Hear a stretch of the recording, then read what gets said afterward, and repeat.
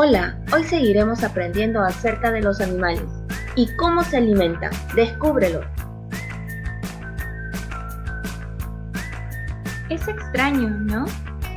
¿Qué es extraño? Que existen animales que prefieren comer pasto cuando pueden comer otras cosas. No, Tefi, no es que prefieran comer otras cosas, sino que no pueden.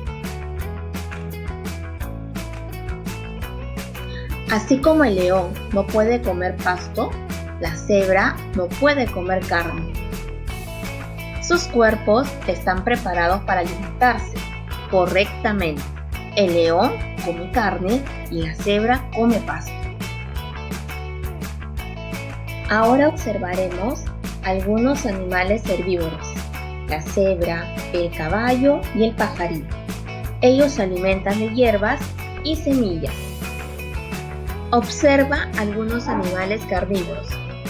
Ellos son el búho, el lobo, el tiburón y el gato. Ellos comen carne. ¿Recuerdas? El gato siempre se quiere comer al ratón. Y llegamos al grupo de los omnívoros.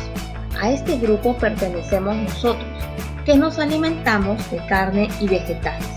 También están el mono y el cerdito. Espero te haya gustado nuestra clase. Nos vemos pronto.